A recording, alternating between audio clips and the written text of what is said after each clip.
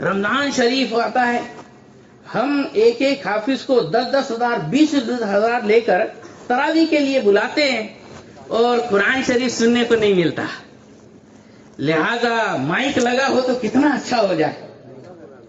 رمضان شریف کے آنے سے پہلے ہر سال یہ مسئلہ اچھلتا ہے. تو حضور ذرا بتا دیں اس معاملے میں. تو گاؤں دیہات کے لوگ تھے. حضرت نے فرمایا کہ اچھا نماز مائک پر پڑھنا چاہتے ہو؟ کہاں جی حضرت مائک پہ نماز پڑھنا چاہتے. اتنی شاندار مسجد بنی ہے، ایسے زبردست لوگ رہتے ہیں، اور اوپر سے پھر نماز میں قرآن نہیں سنائے دے تو مزہ نہیں آتا. اچھا صرف رمضان میں ہی قرآن شریف پڑھتے کیا؟ اور 12 مہینے قرآن نہیں پڑھتے بیچارے علماء کرام؟ بہرحال حضرت نے یہ تو نہیں کہا. حضرت نے فرمایا دیکھو سنو ایک بات، مان لو کسی آدمی کا اکلوتا ایک بیٹا ہو، وہ بچے کی طبیعت خراب ہو جائے، سیریس ہو جائے. اب اس بچے کے علاج کے لیے سب سے پہلے آدمی کس کے پاس بھاگتا؟ ڈاکٹر کے پاس. وہ بھی کون سا والا ڈاکٹر؟ جو اس کا فیملی ڈاکٹر ہو. فیملی ڈاکٹر کے پاس لے کر دوڑے. جو بیچارہ MBBS تھا، MBBS ڈاکٹر نے اس کو ایک نسخہ لکھ کر دیا کہ ارے اس کو سردی ہے، کھانسی ہے، یہ ہے، وہ ہے، اس کو یہ دینا دے گا، وہ پلانا پڑے گا، ایسا کرنا پڑے گا، ویسا کرنا پڑے گا. سارا پورا نسخہ لکھ کر دے دیا. کہا اتنی گولیاں اس کو دے دو. اب یہ جناب لے کر نکلے. بچے کی طبیعت اور زیادہ بگڑ گئی. ابھی راستے ہی میں تھے کہ راستے میں ایک MD ڈاکٹر تھا. ہاں MD ڈاکٹر. سوچا کہ چلو اس کے پاس بھی بتا لیتے ہیں. MD ڈاکٹر نے جیسے ہی وہ نسخہ دیکھا MBBS والا تو کہتا ہے ارے یہ کہاں سے دے دیا، یہ گولی اگر بچی کو دیے تو بچہ تو ہاتھ سے گیا، مر جائے گا. اب سچ بتانا، تم اپنے بچے کو وہ پرانا نسخہ پہلے والے ڈاکٹر کا دو گے کہ نہیں دو گے؟ آپ ہی بولو نا یار، کیوں نہیں دیں گے؟ ارے بابا وہ تو آپ کا فیملی ڈاکٹر ہے نا، بہت کتابیں پڑھا ہوا ہے، MBBS ہے، بڑا تجربہ کار ہے، بہت دنیا دیکھا بھالا ہے. لہذا آپ اس کا نسخہ کیوں نہیں استعمال کریں گے؟ آپ بتاؤ کیوں نہیں کریں گے؟ بولو، ارے بولو نا. ڈر ہے نا بچے کے ختم ہونے کا. وہ MD نے دوسرا نسخہ لکھا. اب یہ بیچارہ باپ پریشان، یار یہ تو 10 سال سے ہمارے گھر کا فیملی ڈاکٹر ہے، اس نے کیسے غلط نسخہ دے دیا. اب یہ MD کا نسخہ لے کر پھر وہ MBBS کے پاس گیا. MBBS کے پاس جا کر بولتا ہے حضرت دیکھو ڈاکٹر صاحب، یہ فلاں ڈاکٹر صاحب نے یہ نسخہ دیا، اس کو استعمال کرنا کیسا رہے گا؟ وہ کہہ رہا ہے کہ یہ نسخہ آپ کا استعمال کریں گے تو میرا بچہ مر جائے گا. کہتا ہے یہ نسخہ دو، بچہ نہیں مرے گا. تو بیچارہ MBBS بھی بولتا ہاں یہ کریں گے تو بالکل 100% اوکے، صحیح ہو جائے گا تمہارا بچہ، ہماری گولی بھی کوئی غلط نہیں ہے. لیکن MD کا کہنا ہے تو اس کا بھی جو لکھا ہوا نسخہ ہے بہت اچھا ہے. پتا چلا وہ MD والے نسخے پر MBBS بھی ہاں بولتا اور MD تو ہاں بولتا ہی بولتا. لیکن جو MBBS والا نسخہ ہے اس پہ صرف MBBS ہاں بول رہا، اور جو MD ہے وہ بولتا نہیں مر جائے گا. اب آپ کیا بولیں گے؟ سچی بولنا، کون سا نسخہ اپنائیں گے؟ MD والا. کیوں؟ کیونکہ وہ 100% سیف سائیڈ ہے، اس میں کسی کا کوئی آبجیکشن نہیں ہے، سب بولتے ہیں کہ بالکل بچہ اچھا ہو جائے گا. یہ والے MBBS کے اندر MD بولتا ہے کہ بچہ مر جائے گا. جب آپ کو اتنی عقل ہے کہ جو نسخے میں سارے ڈاکٹر ہو بولے وہ نسخہ بہت صحیح ہوتا، اور جس میں ایک بھی ڈاکٹر نہ بول دے وہ کرکرے نہ کو ہونا. تو حضرت نے فرمایا کہ بالکل یہی حال ہے یہ لاؤڈ اسپیکر کی نماز کا. ہاں بہت سارے MD اور بہت سارے پڑھے لکھے بہت سارے بزرگ علماء کرام جو ہمارے سر کے تاج ہیں وہ بولتے کہ مائک پہ نماز پڑھو، ہو جائے گی. لیکن ایک طرف شہزادہ اعلی حضرت اہل سنت حضور سرکار مفتی اعظم ہند فرماتے بتاتے ہیں کہ نماز مائک پر نہیں ہوتی. اب بتاؤ، یہ سرکار مفتی اعظم ہند کا فتویٰ ان دوسرے علماء کرام کی بارگاہ میں لے کر پہنچو اور کہو کہ حضرت اگر کبھی مفتی اعظم کے فتوے پر عمل کیے بغیر مائک کے نماز پڑھے تو نماز ہوگی کہ نہیں؟ کیا بات ہے؟ ہوگی کہ نہیں؟ کیا بولتے؟ ارے بولو نا یار. آپ کے من میں بھی ایک مفتی ہے، وہ جو دل میں بول رہا ہے نا کچھ وہی صحیح ہے. بولو جلدی سے، ہوگی کہ نہیں؟ بغیر مائک کے جو آپ آج تک نماز پڑھ رہے، ہو رہی ہے کہ نہیں؟ ہو رہی ہے. سرکار مفتی اعظم کے یہاں بھی ہو رہی ہے. جو مائک پر نماز پڑھنے کی ضد کرتے ہیں ان کے یہاں بھی ہو رہی ہے. لیکن اگر مائک پر نماز پڑھنا شروع کر دیے تو جو جائز کا کہنا کہتے ہیں ان کے یہاں تو ہو جائیں گے، لیکن حضور مفتی اعظم کے یہاں نہیں ہوں گی. تو سرکار حضور اشرف الفقہاء نے فرمایا کہ جیسے تم اپنے اکلوتے بیٹے کی جان کی اتنی فکر کرتے ہو، یہ تمہاری ہر نماز اکلوتی نماز ہے. آج کے ظہر کی نماز یہ تمہاری زندگی میں اکلوتی آج کی ظہر ہے. آج کی تاریخ پھر سے نہیں آنے والی ہے نا.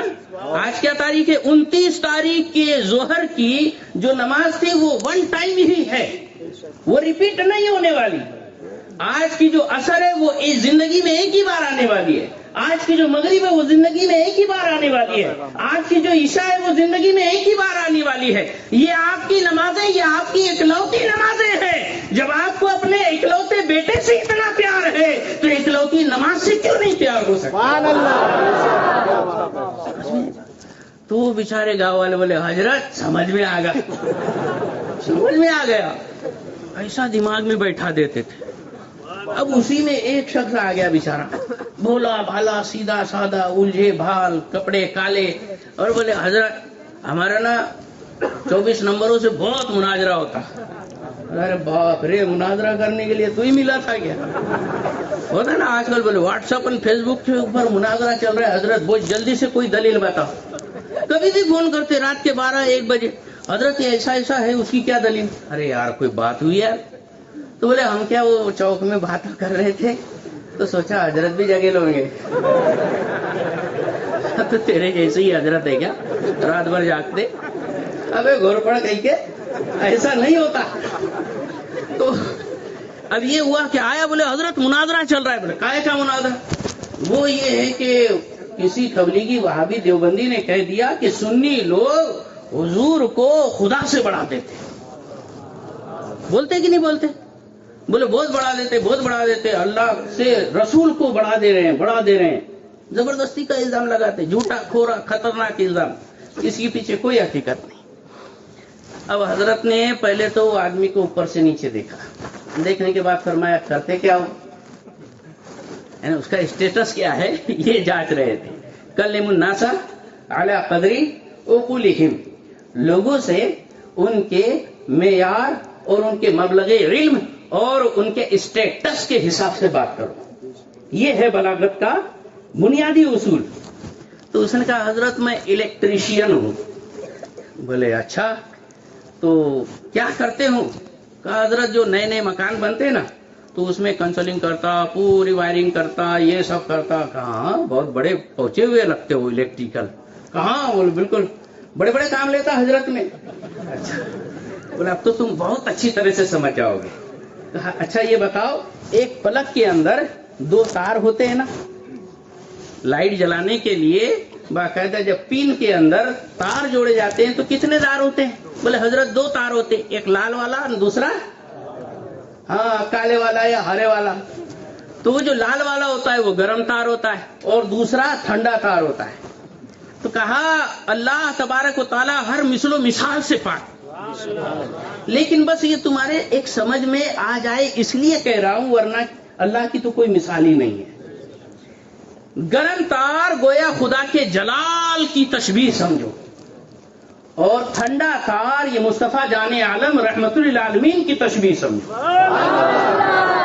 اب بتاؤ صحیح، پلک کے اندر یہ 2 تار ایک ساتھ ایک سمان ہوتے ہیں کہ آگے پیچھے ہوتے ہیں؟ कहा हजरत एक समान होते हैं, एक को यहाँ फिट करो तो दूसरों को वहां फिट करो।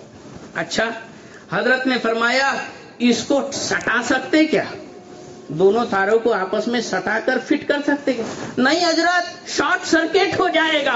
कहा बिल्कुल ऐसे ही, अगर खुदा व रसूल को मिला दिया, जैसे कि वह हम पर इल्जाम लगाते हैं कि हम रसूल को खुदा से मिला देते हैं, अगर मिला दिया, सटा दिया, शॉर्ट सर्किट हो जाएगा, ईमान भ्रष्ट हो जाएगा, ईमान का बल्ब नहीं जल पाएगा। ना वो खुदा है ना हाँ, लेकिन साहब वो खुदा तो नहीं, लेकिन खुदा से जुदा भी नहीं है, तो सटाना भी नहीं है और हटाना भी नहीं है।